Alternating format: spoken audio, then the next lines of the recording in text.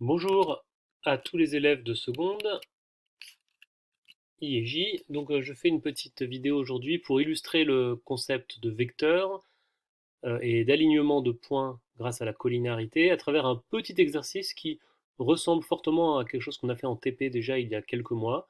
Donc ça va peut-être vous dire quelque chose. Donc on va considérer deux vecteurs quelconques. Voilà, un premier vecteur AB qui s'appelle U et un deuxième vecteur AC qui s'appelle V. Et maintenant, on va prendre la somme de ces deux vecteurs, comme on a déjà fait dans les dernières vidéos. Je vais l'appeler, disons, W égale U plus V. Voilà. Alors, vous voyez, le vecteur W ici, c'est bien la somme U plus V. Il a été mis ici, mais en fait, il peut être n'importe où, puisque vous savez qu'un vecteur n'est pas localisé dans un endroit particulier. Donc là, ce que je vais faire, c'est que je vais déplacer les points pour ne pas être gêné par ça. Voilà, je vais me déplacer un peu par là même. Hop. On verra un peu plus tard ce qu'on peut faire de ce qui se passe ici. Mais en fait, là, on va l'utiliser tout de suite parce qu'en fait, on va reporter ce vecteur-là, on va le reporter à partir du point A en faisant représentant. C'est-à-dire qu'en fait, on redessine le même vecteur, mais ailleurs. Donc, représentant à partir du point A du vecteur W. Alors, vous voyez, il lui donne un autre nom, c'est un autre représentant, mais c'est toujours le même vecteur. Le vecteur A, ici, petit a, C est égal au vecteur W. Et donc, ce vecteur ici, AA', c'est la somme AB plus AC. Et on retrouve la règle du parallélogramme. Ici, le quadrilatère ABA'C est un parallélogramme. D'ailleurs, on va le surligner. Polygone ABA'C, on revient en A, c'est un parallélogramme. Bien, alors maintenant, on va rajouter des vecteurs.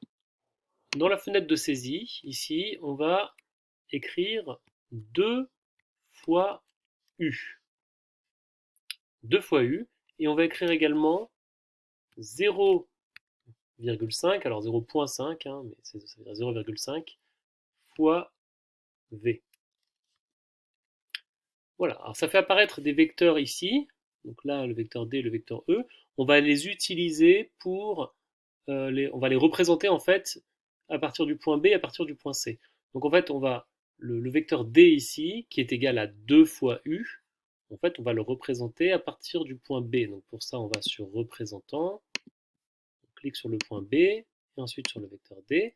Voilà, ça nous fait un nouveau vecteur qui s'appelle F. En fait, c'est le même que le vecteur D. En fait, ça nous fait le vecteur BB'. De même, à partir du point C, on va rajouter le vecteur petit e ici. Donc, je vous rappelle que petit e, c'était 0,5 fois V. Ça nous donne le vecteur CC'. Ok. Alors, récapitulons. On a le vecteur AB, qui s'est appelé U, le vecteur AC, qui s'est appelé V, AA', c'est le vecteur AB plus AC, d'après la règle du parallélogramme. On a ensuite BB', c'est égal à 2 fois U, donc 2 fois AB. Donc en fait, BB' et AB sont collinaires. Et d'ailleurs, on voit que ça fait des points alignés, A, B, B'. Donc BB' égale 2 fois AB. Et enfin, CC' est égal à 0,5 fois AC, puisqu'on avait défini à partir du vecteur E qui était 0,5 V. Et le vecteur E, c'est celui qu'on a utilisé pour faire le vecteur CC'. Alors, j'ai écrit ici les trois relations importantes qu'on a sur cette figure. AA', égale AB plus AC. AA' égale AB plus AC. C'est des vecteurs, il ne faut pas oublier les flèches. Ça, c'est la règle du parallélogramme. BB' égale 2 fois AB. Donc là, on a deux vecteurs collinaires et donc des points alignés, puisqu'on a un point en commun. Donc BB' égale 2AB. BB' égale 2 fois AB. Vous pouvez voir au niveau des longueurs, ce vecteur-là, il est 2 fois plus grand que ce vecteur-là, ce vecteur AB. Et il va dans le même sens, dans la même direction, et ça fait donc des points alignés, puisqu'il y a un point en commun sur les deux vecteurs. Et enfin, troisième relation, CC' égale 0,5 fois AC. CC' égale 0,5 fois AC. Là, cette fois, CC', c'est le contraire, c'est la moitié du vecteur AC. Donc celui-là, le vecteur BB', c'est le double du vecteur AB, et le vecteur CC', c'est la moitié du vecteur AC. Et donc on peut dire que le vecteur AC, c'est le double du vecteur CC'. N'hésitez pas à faire pause, revenir en arrière, réécouter plus lentement la vidéo pour bien enregistrer tout ce que je dis. Je me répète beaucoup, mais voilà, c'est pour que ce soit peut-être plus facile à suivre. Voilà, alors on en est arrivé à un point de la construction où maintenant on a du coup 3 points, A', B', C', et il semble se passer quelque chose d'intéressant là. On a un peu l'impression que les points sont alignés. Alors, on peut essayer de le vérifier en prenant une droite qui passe par 2 points, tout simplement. Donc par exemple, on va prendre la droite qui passe par les points A' et B', et en fait, il semble que cette droite passe du coup automatiquement par C'. Ça n'a rien d'évident à la base, parce qu'on a construit ces 3 points de façon un peu indépendante, hein, avec des relations sur les vecteurs, et on a l'impression que les points sont alignés. Et alors pour le vérifier sur la figure, sur GeoGebra, on peut faire bouger par exemple le point B, et vous voyez, tout bouge en même temps, tous les vecteurs qui ont été construits bougent en même temps, quasiment tous, et à chaque fois on a bien l'impression, je peux aussi bouger le point A, et on a bien l'impression à chaque fois que les points A', B' et C' restent alignés. Alors, en mathématiques, quand on constate quelque chose qui semble vrai, il faut le démontrer. Enfin, on peut chercher à le démontrer par des calculs, par des théorèmes, et c'est exactement ce qu'on va faire maintenant. On a une intuition, on a une conjecture, c'est que ces 3 points A', B', C' sont alignés, et on aimerait vérifier que c'est bien le cas. Eh bien, une façon de s'y prendre maintenant, c'est d'utiliser la propriété de collinéarité, de montrer que, par exemple, le vecteur A'B' et le vecteur A'C' sont collinéaires. Si on arrive à montrer ça, ça voudra bien dire que les points sont bien alignés. Alors comment on va faire ça? Eh bien l'idée c'est de partir par exemple d'un des deux vecteurs qu'on a envie d'explorer, si vous voulez, et d'utiliser les relations vectorielles qu'on a déjà écrites. Donc là par exemple on va partir du vecteur A'B'. Vecteur A'B'. Comment on peut transformer ce vecteur de façon à utiliser les autres vecteurs, et notamment les vecteurs AB et les vecteurs AC? Eh bien, l'idée, et ça, il faut retenir ça, c'est d'introduire des points par relation de Chasles. Là, le vecteur A'B' correspond au déplacement de A' vers B'. Mais pour aller de A' vers B', je peux aller directement en ligne droite, mais je pourrais passer aussi par le point A. Et je peux donc introduire ce point A et par relation de Chasles dire que le vecteur A'B' est égal au vecteur A'A plus AB'. C'est ce que j'ai écrit ici. A'B' est égal à A'A plus AB'. Alors, on le voit sur le dessin, vous voyez, au lieu d'aller de A' à B' directement, je passe par A. A'A plus AB'.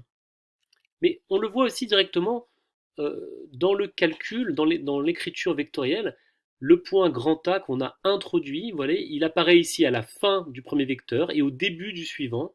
Et c'est ce point A qui fait la liaison et qui donne la relation de Chasles. Le résultat de la somme de ces deux vecteurs, ça fait A'B' directement. C'est ce qu'on écrit ici. Et on peut continuer. On peut recommencer avec le vecteur AB' qui est là. Donc A'A, je le recopie en dessous. Et le vecteur AB', je vais passer par le point B. Je vais dire que c'est AB plus BB'. Vous voyez, là, j'ai souligné un peu en pointillé les lettres que j'introduis. Donc AB' est égal à AB plus BB'. Et donc au final, mon vecteur A'B', c'est la somme de ces trois vecteurs. On peut revoir sur le dessin. A'B', c'est donc A'A plus AB plus BB'. Et pourquoi c'est intéressant de faire ça? Parce que maintenant, je fais apparaître le vecteur bb' dans ma relation. Le vecteur bb'. Mais le vecteur bb', je sais qu'il est égal à 2 fois AB. Donc je peux remplacer. Je remplace bb' par 2 fois AB. 2 AB. Et comme là j'avais AB juste avant, je vais avoir AB plus 2 AB. Et AB plus 2 AB, ça fait 3 AB. C'est comme avec des x, hein, x plus 2x, ça fait 3x. On peut factoriser. Voilà, je rassemble les vecteurs. Il y a le vecteur AB plus 2 fois le vecteur AB, ça fait 3 fois le vecteur AB. Et donc finalement, ma relation serait écrite comme ça, A' plus 3AB. Mais ce vecteur, alors A', pardon, A' plus 3AB. Mais ce vecteur A', lui aussi, je le connais parce que regardez, j'ai ici A', c'est AB plus AC. Alors là, le problème, c'est que j'ai pas A', j'ai A'. Les lettres ne sont pas dans le bon ordre. Et ça, c'est l'occasion justement de vous rappeler quelque chose d'important, c'est que lorsqu'on veut changer l'ordre des lettres dans un vecteur, ça revient simplement à prendre l'opposé. En fait, c'est simplement qu'on prend le vecteur dans l'autre sens. Là, on a le vecteur A' qui va de A vers A'. Et bien le vecteur A', qui va dans l'autre sens, la flèche est retournée, c'est l'opposé du vecteur A'. Ça revient à mettre un moins devant. A' est égal à moins A'. Et comme A' est égal à AB plus AC, eh bien A', c'est moins AB moins AC. Attention de bien mettre le moins devant les deux vecteurs, puisqu'il y avait un... Là, les deux, c'est comme s'il y avait un plus devant, là. Plus AB plus AC. Donc quand on met un moins devant, ça fait moins AB moins AC. Le moins se distribue. Donc A' est égal à moins AB moins AC. Voilà, il faut vraiment s'entraîner à manipuler aussi avec les signes moins. Donc je vous encourage à refaire ça aussi en parallèle. Une fois que vous avez bien compris, vous pouvez essayer de refaire chez vous tout ce calcul, tout ce raisonnement. Et donc, le vecteur A', qui est égal à moins AB moins AC, je peux remplacer ici. Donc je remplace dans l'égalité que j'avais, hein, je remplace A' par moins AB moins AC. Et comme j'avais 3 AB ici, et ben, si je fais moins AB, ça fait plus que 2 AB, je retombe sur 2 AB. Tout à l'heure, on avait rajouté un AB, et là, en fait, on retire un AB. Voilà, refaites-le en détail chez vous, hein, si vous ne comprenez pas bien, mais vous voyez, A' qui est égal à moins AB moins AC, quand on remplace ici, on va avoir moins AB, et comme ensuite il y a plus 3 AB, en fait, il n'y aura plus que 2 AB.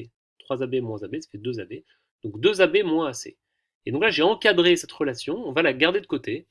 A'B' égale 2 AB moins 3 AC. On a exprimé le vecteur A'B' comme une relation, comme une combinaison du vecteur AB et du vecteur AC. C'est les deux vecteurs qu'on avait au départ. Et maintenant, on va essayer de faire pareil avec le vecteur A'C'. Là, on l'a fait avec le vecteur A'B', et maintenant, on va essayer de faire pareil avec le vecteur A'C'. Et ça va être exactement la même chose. A'C', on peut, par relation de Chasles, dire que c'est A' plus AC plus C'. Hein, je reprends. Au lieu d'aller directement de A' à C', on peut passer par A, puis par C, et enfin arriver à C'. Donc par relation de Chasles, A'C', c'est A' plus AC plus C'. C'est ce que j'ai écrit en dessous ici. A'C', c'est A' plus AC plus C'. Voilà, et ensuite, c'est le même principe que cette partie-là. On va remplacer C' par 0,5 fois AC, et ça va nous donner du coup AC plus 0,5 fois CC', ça fait 1,5 fois AC. On a une relation. Là encore, le A', on peut le remplacer. Je vais un petit peu vite puisque je suis limité à 15 minutes sur la vidéo, mais je vous laisse essayer de le refaire chez vous. C'est le même principe. On arrive à cette relation. Et enfin, moins AC plus 1,5 AC, ça fait 0,5 AC. Et donc on arrive à cette deuxième relation que j'ai encadrée ici. Et en fait, en multipliant par 2, 2A', eh bien ça fait moins 2AB plus AC, et ça ressemble à ce qu'on a là, au signe moins près. Moins 2AB plus AC, si on met moins en facteur, ça fait moins 2AB moins AC. 2AB moins AC. Mais 2AB moins AC, c'est le vecteur A'B'. Donc en fait, on a trouvé que 2A'C', c'est moins A'B'. Vous voyez, ces deux vecteurs sont collinéaires. On peut aussi le réécrire. A'B' égale moins 2A'C'. Les deux vecteurs, on a prouvé ainsi qu'ils étaient collinéaires. Et puisqu'ils sont collinéaires, ça veut exactement dire, comme il y a le point en commun A' dans les trois, que les points A', B', C' sont alignés. Merci, à bientôt.